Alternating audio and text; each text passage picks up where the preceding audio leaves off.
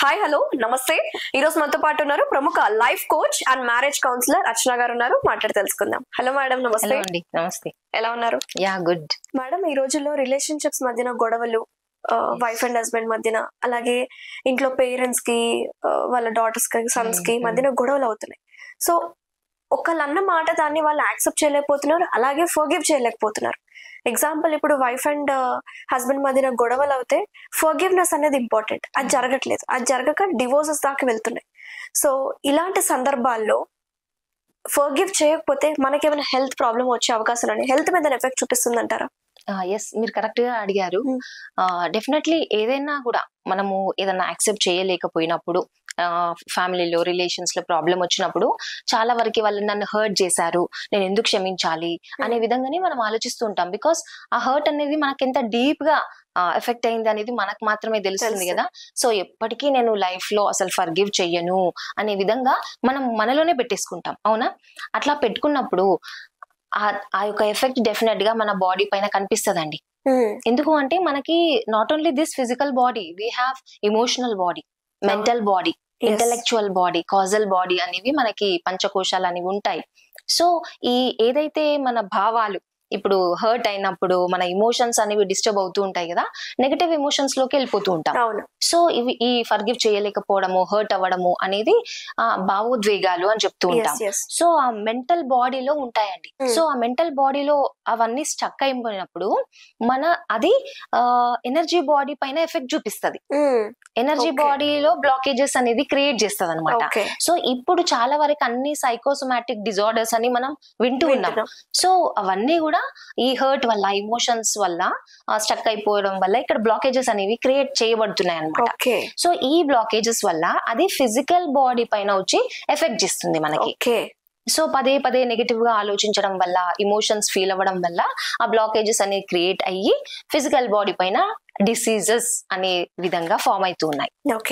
So Louis ఎల్హే అనే author చెప్తారండి, ఏంటి అంటే ఇప్పుడు డిసీజెస్ వచ్చింది, సంథింగ్ నీ హెల్త్ బాగాలేదు అంటే ఒక్కసారి చెక్ చేసుకో. Did you forgive anybody or not? Did you forgive yourself or not? అంటే మనల్ని మనం కూడా ఫర్గివ్ చేసామా లేదా అనేది ఒక్కసారి చెక్ చేసుకో. ఎవరినన్నా ఫర్గివ్ చెయ్యలేకపోతున్నావా చెక్ చేసుకో అని చెప్పేసి చెప్తారనమాట. అంటే ఫర్గివ్నెస్ కి అంత ఇంపార్టెన్స్ ఉంది. ఎప్పుడైతే మనం ఫర్గివ్ చేసేసామో అంటే చాలా వరకు అలా మనం హర్ట్ అయినప్పుడు గ్రడ్జెస్ పెట్టేసుకుంటాం, ఈర్ష, ద్వేషం అవన్నీ పెట్టేసుకుంటాం కదా. సో మనం ఏమనుకుంటాం, లైఫ్ లో వాళ్ళు కనిపించినప్పుడల్లా అదే ట్రిగ్గర్ అవుతుంది మనకి. అవునా? అదే ఫీలింగ్, ఎమోషన్ బయటకు వస్తుంది. అబ్బా వీళ్ళతో మాట్లాడా నేను అని చెప్పేసి అనుకుంటూ ఉంటాం.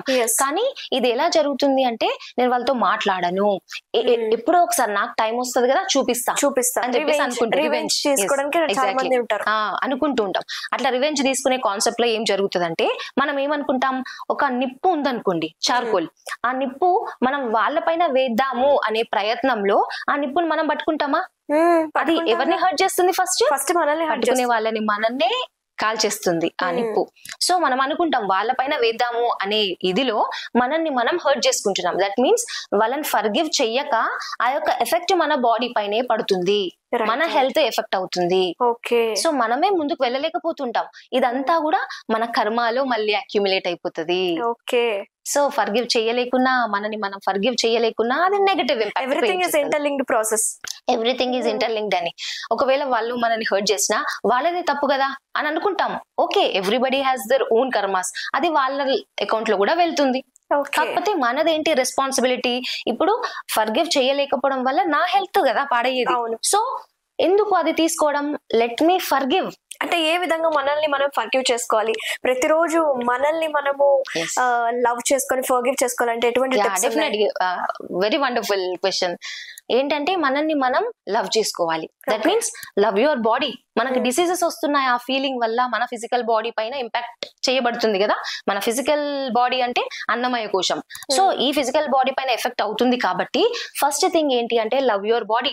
డైలీ చక్కగా మన బాడీకి మనం హగ్ ఇచ్చుకోవాలి. హగ్ ఇచ్చుకొని ఐ లవ్ యూ అని బాడీకి చెప్పాలి. Because our best companion is our body. మనకి భగవంతుడు ఇచ్చిన బ్యూటిఫుల్ గిఫ్ట్. ఎలా అన్నా ఉండని, short or tall, dark or fair, ఎలా ఉన్నా కూడా నిన్ను ప్రేమించుకో, నిన్ను ఫస్ట్ యాక్సెప్ట్ చెయ్యు. సో ఎప్పుడైతే నిన్ను ఫర్గివ్ చేసుకుంటావో, ఒకవేళ తప్పు చేసి ఉంటావు కానీ గిల్టీ ఫీలింగ్ మనకు ఉంటది కదా, ఆ గిల్టీ ఫీలింగ్ లో ఉండొద్దు. ఫర్గివ్ చేసుకో హార్ట్ఫుల్ గా. సో మనల్ని మనం ఫర్గివ్ చేసుకున్నప్పుడు కొద్ది వరకే అది రిమూవ్ అయిపోతుంది అనమాట. సో మనం ఎవరినైనా మనల్ని మనం ఫర్గివ్ చేసుకున్నప్పుడు వేరే వాళ్ళని కూడా ఫర్గివ్ చేయగలుగుతాం. So practice on our self first. Yes. So అది ఫర్గివ్నెస్ అనేది చాలా ఇంపార్టెంట్. సపోజ్ ఇప్పుడు మనకి కడుపు నొప్పి వస్తుంది అనుకోండి, సో బాడీతో ఎలా కమ్యూనికేట్ చేయాలి? సో మనం ఏదైతే ఇంతకు ముందు పోనో టెక్నిక్ అని చెప్పాను కదా, I'm sorry, please forgive me, thank you, I love you, మనం బాడీకి కూడా చెప్పుకోవాలన్నమాట. సో ఇన్ని రోజులు పుట్టినప్పటి నుంచి, చైల్డ్హుడ్ నుంచి మన బాడీ మనకు సహకరిస్తుందా? అది సహకరిస్తేనే కదా ఎక్కడికన్నా వెళ్ళగలుగుతున్నాం. డెఫినెట్లీ. ఎందుకంటే సెల్ఫ్ లవ్ ఇంపార్టెంట్. మన బాడీని మనం లవ్ చేసుకోవాలన్నమాట. సో అది మిర్రర్ చూసన్నా చేసుకోవచ్చు, ఎలా అయినా చేసుకోవచ్చు. సో మనం ప్రాక్టీస్ చేయాలి. సో కడుపు నొప్పి ఉంది అనుకోండి, సో ఆ ఎక్కడ నొప్పి ఉంది, మేబీ హెడ్ ఏక్ కావచ్చు, కడుపు నొప్పి కావచ్చు, లెగ్ పెయిన్ కావచ్చు, ఎక్కడైతే పెయిన్ వస్తుందో ఆ నేమ్ తీసుకోవాలి. లైక్ స్టమక్ పెయిన్ అంటే స్టమక్ కి చెప్పుకోవాలి, my dear stomach, I love you so much, ఇన్ని రోజులు నాకు సహకరిస్తూనే ఉన్నావు, అసలు నేను ఎలాంటి అవసరం లేని పదార్థాలు తిన్నా కూడా డైజెస్ట్ చేస్తున్నావు, సో ప్లీజ్ ఫర్గివ్ మీ. అనవసరమైన చెత్త అంతా వేస్తున్నా, మనం జంక్ ఫుడ్ అది ఇదంతా తింటాం కదా, సో అనవసరమైన వేసినా కూడా నాకు సహకరించావు, ఫర్గివ్ మీ. అండ్ ఇన్ని రోజులు సహకరిస్తూ నాతో పాటే ఏం చేయాలన్నా నాకు గ్రాటిట్యూడ్. ఇక్కడ ఫర్గివ్నెస్ కూడా మనం అడుగుతున్నాం, సారీ చెప్తున్నాం, ఫర్గివ్ మీ అని అడుగుతున్నాం, మనకు సహకరించినందుకు థ్యాంక్ యూ అని చెప్తున్నాం. అండ్ లైఫ్ లాంగ్ నువ్వు ఇలాగే నాకు హెల్ప్ చేస్తావు అన్న నమ్మకంతో I love you so much అని చెప్పుకోవాలి. చెప్పుకున్నప్పుడు ఏదైతే ఆ స్టమక్ పెయిన్ ఉందో సబ్సైడ్ అయిపోతుందండి. బికాస్ మన బాడీ మనకి వింటుంది, మనకు తెలీదు, ఎప్పుడు కూడా అక్నాలెడ్జ్ చేయలేం మనం. అవును, మన body, we have to listen to our body. ఇప్పుడు మనతో మనం ఎప్పుడైతే కనెక్ట్ అవుతామో మనం మన బాడీకి వినగలుగుతాం, మన సబ్ కాన్షియస్ మైండ్ తో కమ్యూనికేట్ చేయగలుగుతాం. సో లైఫ్ లో మన బెస్ట్ కంపానియన్స్ ఎవరు అంటే మన బాడీ అండ్ మన సబ్ కాన్షియస్ మైండ్. రెండిటితో ఎప్పుడు కూడా కమ్యూనికేషన్, ఐ మీన్ కనెక్టెడ్ గా ఉంటే అండి ఏదైనా కూడా లైఫ్ లో మనం అట్రాక్ట్ చేయొచ్చు. బికాస్ మనం ఎప్పుడు మన బెస్ట్ ఫ్రెండ్, హస్బెండ్, పిల్లలు వీళ్ళపైన ఇంపార్టెన్స్ ఇస్తాము అండ్ వాళ్ళ నుంచి ఎక్స్పెక్ట్ చేస్తాం. అవునా, ఎక్స్పెక్టేషన్స్ లోనే మొత్తం సఫరింగ్ అనేది వస్తుంది. సో ఎప్పుడైతే మనల్ని మనం లవ్ చేసుకొని ఫర్గివ్ చేయగలుగుతామో యాక్సెప్టెన్స్ అనేది వచ్చేస్తుంది, మన పైన మనకి ప్రేమ పెరుగుతుంది. So everything will be normal. మనం వీటి వెంట పరిగెత్తాల్సిన అవసరం లేదు, మనం చేంజ్ చేయాల్సిన అవసరం లేదు, ఎవ్రీథింగ్ మన దగ్గరికే వస్తాయి. అలా మన సబ్ కాన్షియస్ మైండ్, మన బాడీ సహకరిస్తుంది అనమాట. సో వాటితో మనం ఫ్రెండ్లీగా ఉండాలి. సో అది మనం తెలుసుకోవాల్సింది. ఫర్గివ్నెస్ అనేది చాలా చాలా ఇంపార్టెంట్. అండ్ ఫోకస్ కూడా మనం చాలా ఫోకస్ చేయాలి. ఎందుకంటే మన హెల్త్ ఇప్పుడు పాడవుతుంది అంటే మనం ఎక్కడ ఫోకస్ చేస్తూ ఉన్నాము, పెయిన్ పైన ఫోకస్ చేస్తున్నాం.